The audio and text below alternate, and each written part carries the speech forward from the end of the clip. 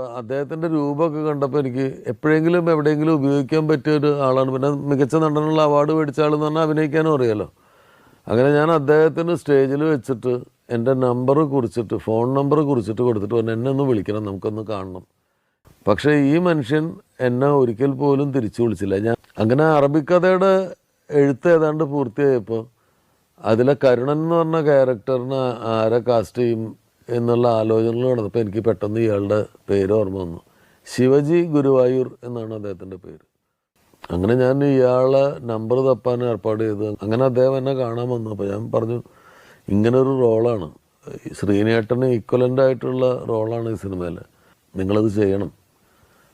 അപ്പോൾ അദ്ദേഹം പറഞ്ഞു, ഞാൻ ചെയ്യുന്നില്ല സാറേ, അത് ഞാനൊരു നാടകത്തിൽ അഭിനയിച്ചുകൊണ്ടിരിക്കുകയാണ്, ആ നാടകത്തിലെ പ്രധാന കഥാപാത്രമാണ് ഞാൻ മാറിക്കഴിഞ്ഞാൽ ആ നാടകം മുന്നോട്ട് പോവില്ല, അതുകൊണ്ട് ഞാൻ ചെയ്യുന്നില്ല എന്ന് പറഞ്ഞു. അപ്പം ഞാൻ പറഞ്ഞു പുള്ളിയെടുത്ത്, എത്രയോ ആളുകൾ കൊതിക്കുന്ന ഒരു ഓഫറാണ്, നിങ്ങൾ കഴിഞ്ഞ് വൈകുന്നേരം നാടകത്തിന് പോകാനൊക്കെ ഉള്ള സൗകര്യം ഞാൻ ചെയ്തു തരാം, പക്ഷേ ഈ ദുബായിൽ ഉള്ള ഷൂട്ടിങ്ങിൻ്റെ ഒരു 10-15 ദിവസമാണ് പ്രശ്നം. അപ്പോൾ ഞാൻ അത്രയും ഫോഴ്സ് ചെയ്തുകൊണ്ട് മാത്രം പുള്ളി അവരെ പോയി കണ്ട് സംസാരിച്ച് പകരം ഒരാളെ ട്രെയിൻ ചെയ്ത് അങ്ങനെയാണ് അറബിക്കഥയിൽ വരുന്നത്.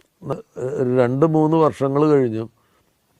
ഒരിക്കലും എനിക്ക് ശിവജി ഗുരുവായൂരിൻ്റെ ഒരു ഫോൺ വന്നു, സാർ ഗുരുവായൂർ ഇത്രാം തീയതി ഒരു പരിപാടി ഉണ്ട്, സാറൊന്ന് വരണം. ഞാൻ, എന്താ പരിപാടി? എന്നെ ആദരിക്കുന്ന ഒരു പൗരാവലി ആദരിക്കുന്ന ഒരു ചടങ്ങാണ്, എൻ്റെ 100 സിനിമകൾ തികഞ്ഞതിന് എന്നെ ആദരിക്കുകയാണ്. ആ 3 കൊല്ലം കൊണ്ട് ഞാനാകെ 2 സിനിമയെ ചെയ്തിട്ടുള്ളൂ. പക്ഷേ ശിവജി അപ്പോഴേക്കും 100 സിനിമകൾ കഴിഞ്ഞു, ചെറിയ റോളുകളും. ആര് വിളിച്ചാലും എന്ത് ക്യാരക്ടറാണെങ്കിലും സന്തോഷത്തോടു കൂടി പോയി ചെയ്യുന്നൊരു ശുദ്ധാത്മാവാണ്.